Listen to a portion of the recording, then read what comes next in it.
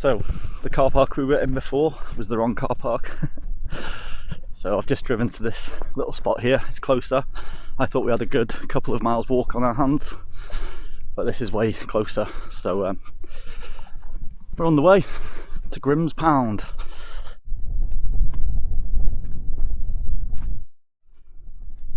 So here's the outer circle of Grimm's Pound. So you can see it's going around yeah.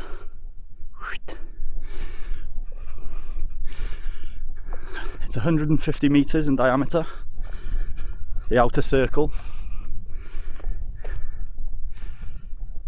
Yep, so you can see it going right around there. It goes around the back.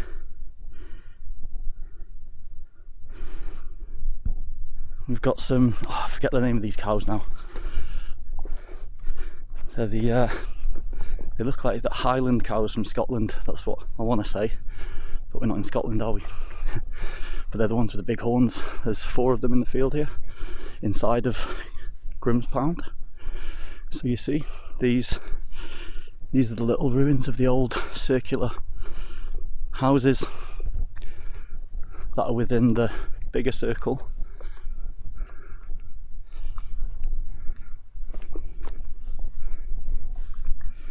Cool, eh? So look, this will be the entrance.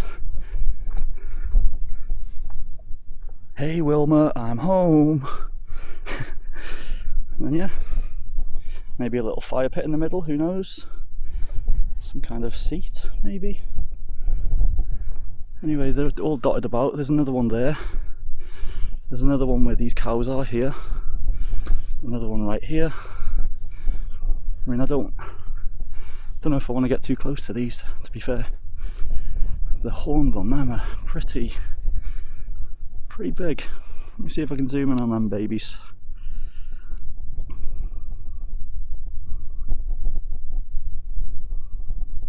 They're pretty spiky horns them, aren't they?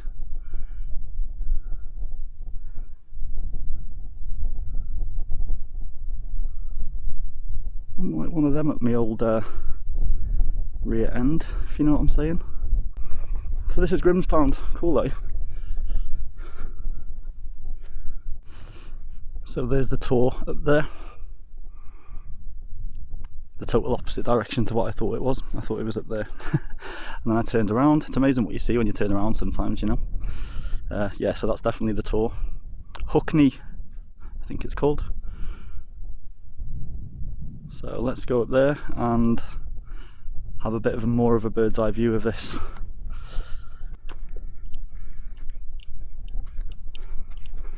So here we are, Hookney tour. Let's have a little look at this, shall we?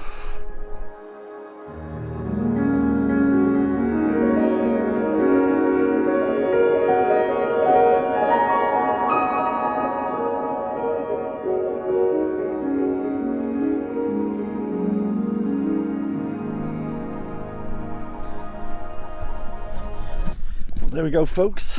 How did you enjoy that from above? It's pretty cool, isn't it, to be fair? Nice little feature to come and visit. Nice little tour to sit on. And another tour that was unexpected to visit as well, actually. And I've just got my map out and had a look at the other ones we're going to see now. We're 25 minutes away from the next one. There's 2 there that are quite close to each other. Bit of a walk from the road to them, but one's called Great Mist Tour and one's called Great Staple Tour. So we're gonna have a 25-minute drive there now.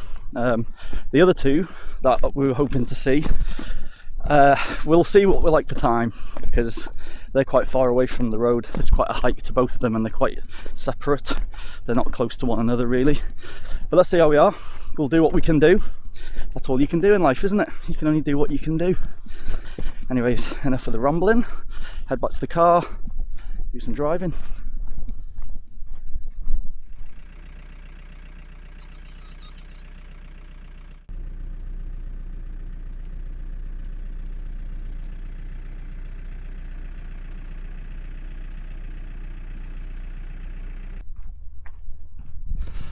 So the mist's come in, folks.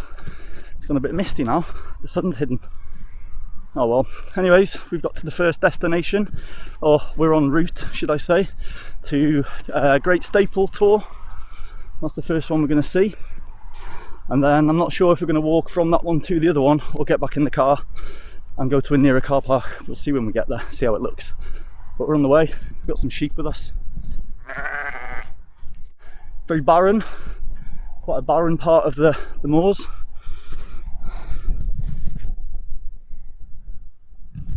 Thought that was something else then. There you go, there's Staple Tor in the distance with some obligatory wild horses. There's a load of wild horses over there as well. That's where we're headed.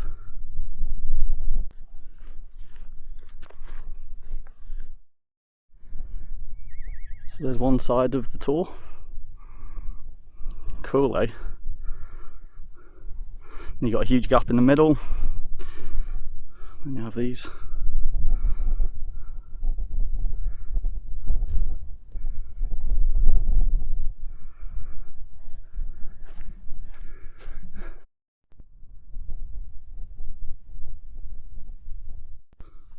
Oh well, there we go.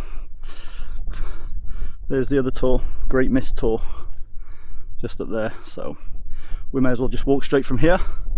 No point in getting back to the car. That's 10 to 15 minute walk, I reckon. So let's head over and check that one out. Goodbye, Great Staple Tor.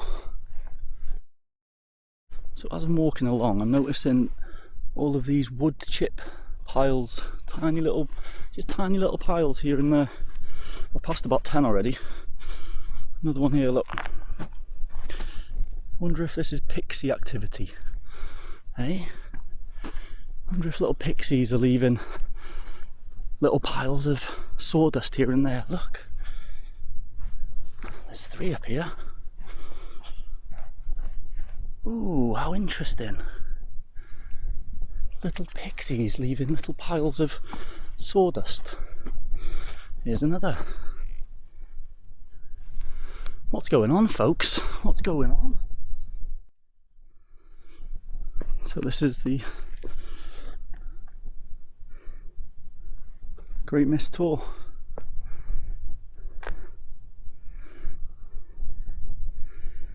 It's kind of weird because I know this is a natural kind of happening. That almost looks like it's a room. Walls going around, and here. Crazy, eh? But beautiful. That's looking back on the other one where we've just come from. Down there. Let's go and have a look through here. Some kind of metal thing here. See? Is that for Wi-Fi?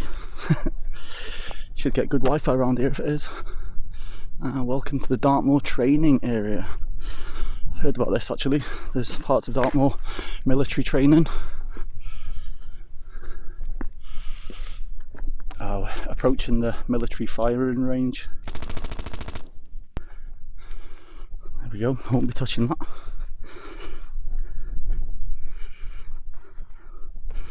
Wow, there you go, just a load of barren land.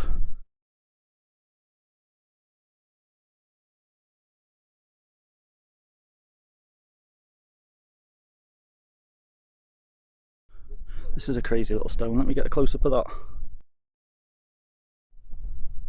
Cool, eh?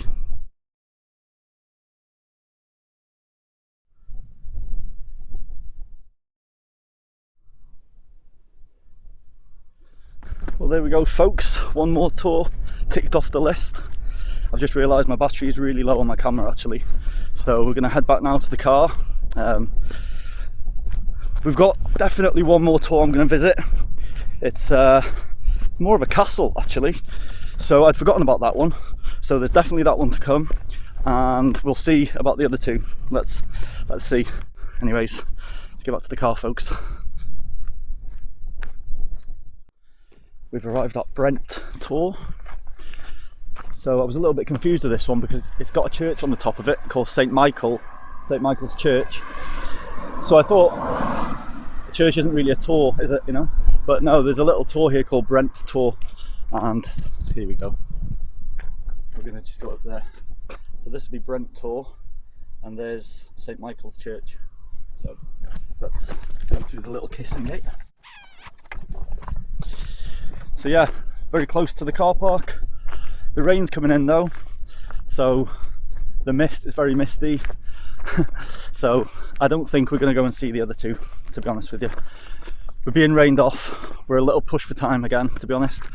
Like I said, some of these have been quite spread out. I've had to drive quite a lot and hike to a few of them, as you've seen. So but no, this one just grabbed my attention, obviously because it's got a church at the top, and the views are supposed to be quite nice from the top, but I don't think they're going to be very nice today because, well, the rain's come in and the mist, obviously. So, but without further ado, let's head up.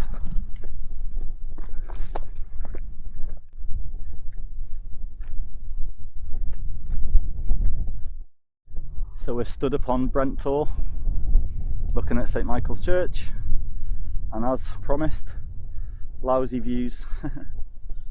You can't see anything.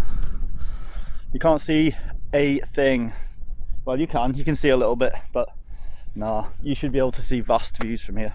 Unfortunately for us today, we're not going to see that, unless this changes by the time we have a little mooch around the church. You never know, it might be a quick shifter, it might disappear, let's see. But let's go and head on up to the church, shall we?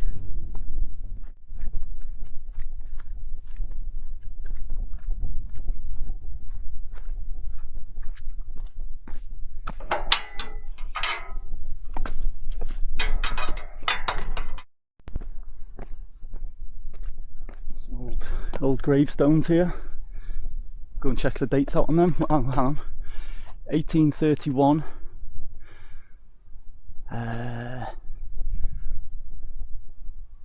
Yeah, I can't see the other ones, they're not very obvious. Let's see.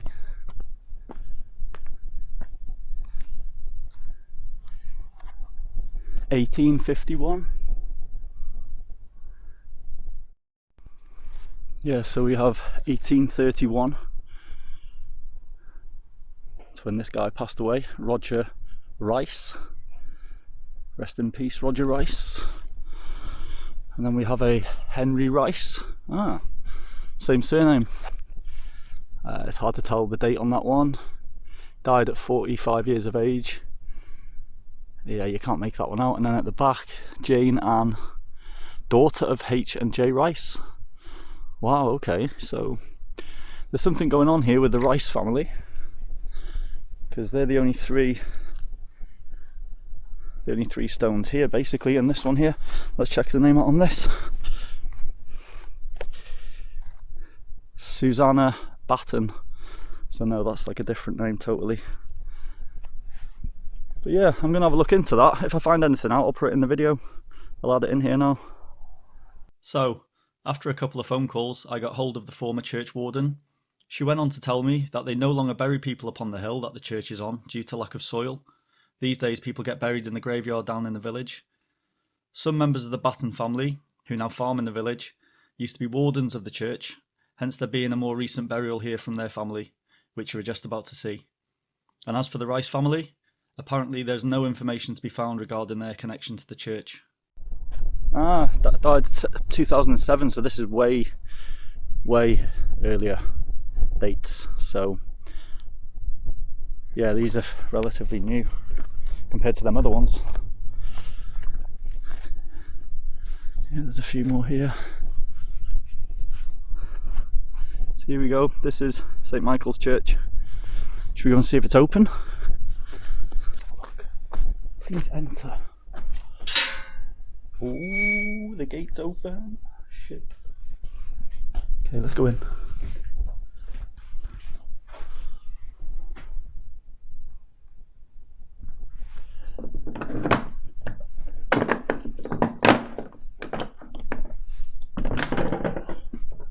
It's open.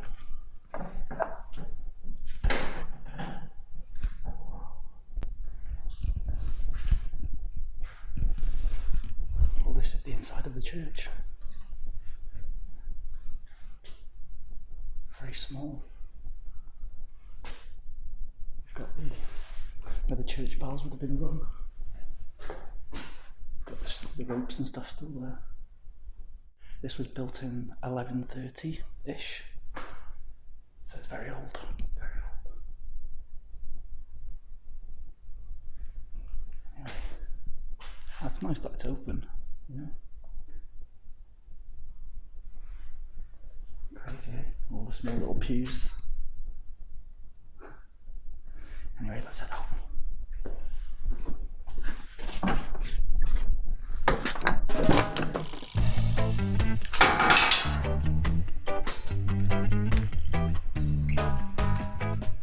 It's a nice little visit into the church.